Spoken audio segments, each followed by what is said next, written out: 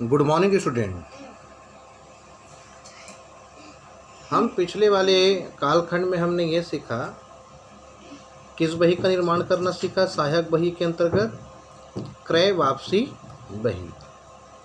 ठीक है, आज हम निर्माण करेंगे सहायक बही के अंतर्गत विक्रय वापसी बही। ठीक है, विक्रय वापसी बही। चलिए भाई, विक्रय वापसी बही क्या है, इस संदर्भ में आपको मैं थोड़ा सा कुछ बताऊं। विक्रय वापसी बही क्या है? तो विक्रय वापसी बही या आंतरिक वापसी बही, इसी को ही आंतरिक वापसी बही भी कहते हैं। तो सहायक ऐसे सहायक बही से है जिससे ग्राहकों को बेचे गए माल की वापसी का लेखा किया जाता है। व्यापारी जो है माल तो बेचता है, लेकिन माल बेचने के बाद है ना, जब उसकी वापसी होती है तो कौन सी वाली बही में लेखा करते हैं? तो है ना, विक्रय वापसी बही में। दूसरे शब्दों में कहें कि जिस बही में ग्राहक द्वारा वापस किए गए माल का लेखा किया जाता है, उस बही का विक्रय वापसी बही कहा जाता है। विक्रय वापसी बही के प्रश्नों में यदि कटौती लिखा हुआ है तो कटौती की राशि को सीधे लिखा जाता है, अर्थात घटाकर लिखा नहीं जाता। एक चीज़ याद रखिएगा, जब इसमें किसी प्रकार का व्यापारिक छूट अगर बोला जाएगा तो उसको हम घटा करके नहीं लिखना है, सीधा सीधा उस राशि का ही हमको क्या कर देंगे, उल्लेख कर देंगे। ठीक है, लेकिन ये विक्रय वापसी होती है क्यों? तो इसके लिए कई कारण है ना भाई। ग्राहक क्यों लौटाता है? कभी कभी आदेश के अनुसार माल न भेजने पर, है ना, कभी कभी माल के गुण तथा किस्म में अंतर पाया जाता है, इसलिए वापस होता है माल। माल के रास्ते में टूट फूट हो जाती है, उस कारण से भी। आदेश से अधिक कभी माल भेजे जाते हैं, इस कारण से भी।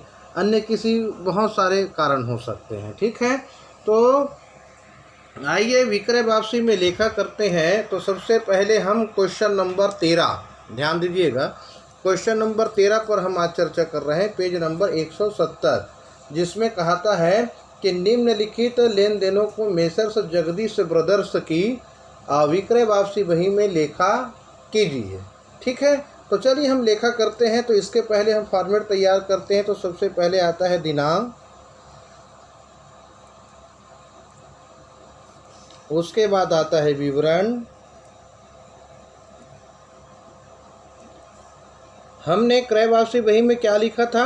डेबिट नोट, है ना। तो यहाँ पर लिखेंगे, है ना, credit note number, SNNN number. ठीक है, उसके बाद आ जाएगा खाता पृष्ठ। अभी मैं आपको डेबिट नोट और क्रेडिट नोट के बारे में भी बताऊंगा, जो बहुत ही महत्वपूर्ण है, आपको लिखना भी होगा। इसके बाद आएगा राशि विस्तार,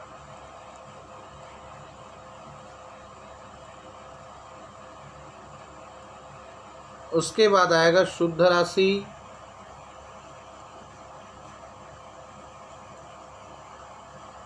ठीक है। तो चलिए चर्चा करते हैं।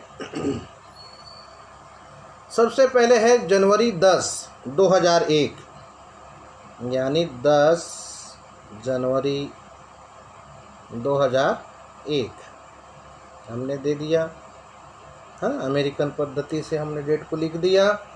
उसके बाद है ट्रांजैक्शन, क्या कहते हैं? बलराम ने 1000 रुपये का माल नमूने के अनुसार ना होने के कारण लौटाया। नमूने के कारण ना होने के कारण क्या कर दिया? लौटाया। ठीक है, तो चलिए लिखते हैं भाई किस लिए लौटा रहा है ना, 1000 का माल लौटा रहा है। तो किसने? बलराम।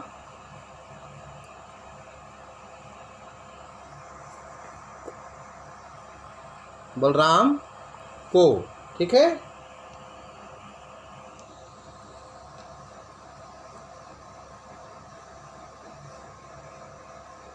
बलराम ने कितने का है?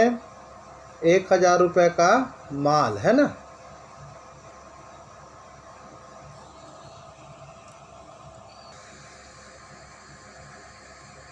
बलराम ने, है ना, कितने का? तो कारण लिख देते हैं, लौटाया क्यों, कारण। रीज़न दे देते हैं भाई, नमूने के अनुसार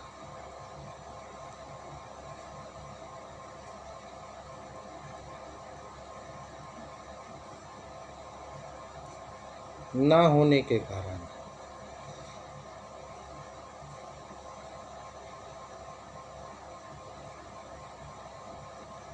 कितने का है, तो यहाँ पर हम सीधा सीधा नेट अमाउंट में लिख देते हैं, शुद्ध राशि में 1000 रुपये, क्योंकि किसी प्रकार का उसमें कटौती ये तो विस्तृत नहीं करनी है, तो 1000 हमने डायरेक्ट लिख दिया। ठीक है। उसके बाद आ जाता है दूसरे नंबर का ट्रांजैक्शन, जनवरी 15 लिखते हैं पहले, जनवरी 15 1 2001 चंद्रशेखर को बेचा हुआ माल घटिया होने से, बड़े ध्यान से सुनिएगा, चंद्रशेखर को बेचा हुआ माल घटिया होने से 600 रुपये के माल पर 10% की दर से कटौती दी। चलिए, चंद्रशेखर को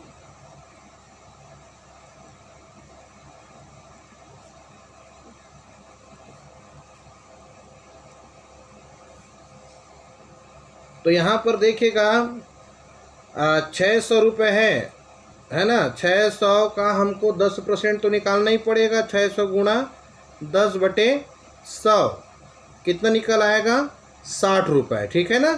तो केवल हमको जो टीडी निकालना है, व्यापारिक छूट, उसी का ही उल्लेख किसमें, विक्रय वापसी बही में किया जाता है। यानी जो 60 रुपये जो राशि दिख रही है, वही 60 रुपये राशि कहाँ, शुद्ध राशि में हम क्या कर देंगे, ट्रांसफ़र कर देंगे। लिखना चाहे कारण तो लिख सकते हैं, कारण किस लिए वापस हुआ है, तो कारण अगर लिखना चाहे तो कोई लिख सकते हैं, घटिया किस्म का माल।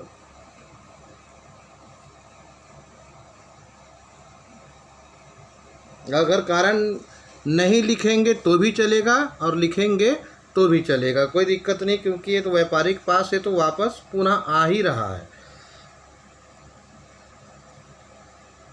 ठीक है, ये समझ गए। अब आ जाता है हमारे पास तीसरा वाला है जनवरी 25। जनवरी 25 में हम देख लेते हैं, ये हो गया 25/1/2001। ठीक है। तो दिनेश ने माल खराब होने के कारण वापस किया, कितने का, 250 रुपये का। तो लिख देते हैं दिनेश ने।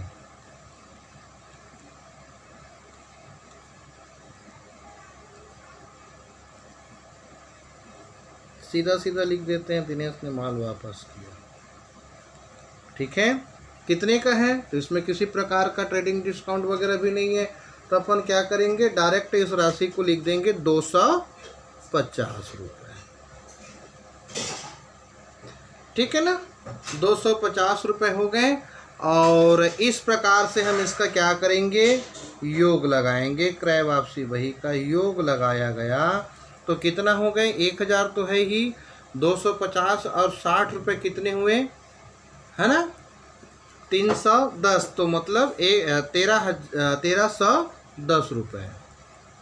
क्रय वापसी बही का योग 1310 रुपये। आपको समझ आई होगी। और निश्चित रूप से जितने भी अब विक्रय वापसी वाली बही के जितने भी अभ्यास प्रश्नावली और उदाहरण में क्वेश्चन होंगे, उनको आप क्या करिएगा, देख देख करके सुंदर बनाने का प्रैक्टिस और अभ्यास करिएगा। महत्वपूर्ण चीज़ आपको मैं बता रहा हूँ, होमवर्क दे रहा हूँ, उस पर आप देखिएगा, है ना। होमवर्क क्या है, आपको अपनी कॉपी पर लिखना होगा, ये बहुत ही ज़रूरी है, इसके अभाव में हम कुछ कर नहीं सकते, है ना। ठीक है, SW है ये, SW ध्यान से सुनिएगा। सबसे पहले आता है, ये प्रश्न है, उसको आपको अपने अकाउंट की कॉपी पर बनानी है, लिखनी है। ठीक है, तो सबसे पहले आपके लिए है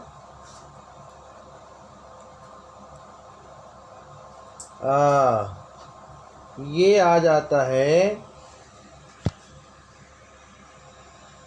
हाँ, आपके लिए पहला प्रश्न है डेबिट नोट।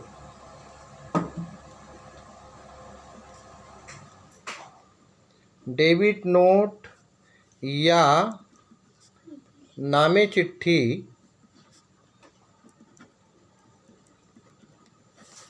किसे कहते हैं?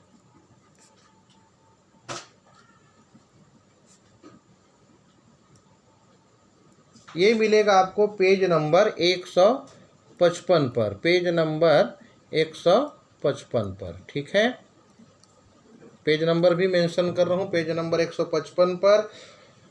प्रश्न क्रमांक दूसरा देखिएगा।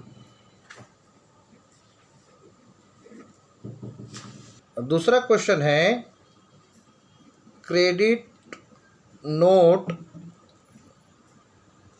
या जमा की चिट्ठी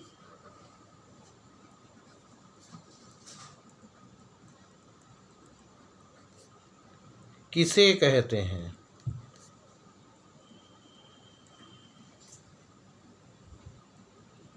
ये मिलेगा आपको पेज नंबर 158 पर। नवबोध की बुक में देखिएगा पेज नंबर 158 पर। उसके बाद है ना, ध्यान से सुनिएगा। प्रश्न क्रमांक तीसरा है डेबिट नोट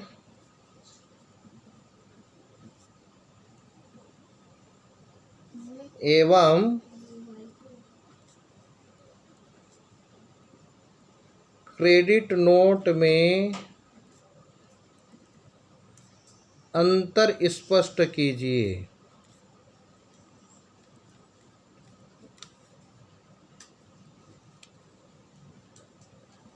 ये मिलेगा आपको पेज नंबर 159 पर। ठीक है, इसको आप लोग बाकायदा अपनी कॉपी पर लिखिएगा। मैं बार बार बोल रहा हूँ, ये बहुत ही महत्वपूर्ण क्वेश्चन है, वेरी इम्पॉर्टेंट क्वेश्चन है। इन तीनों में से किसी एक को पूछा ही जाता है। ठीक है, तो आज के लिए बस इतना ही। Thank you.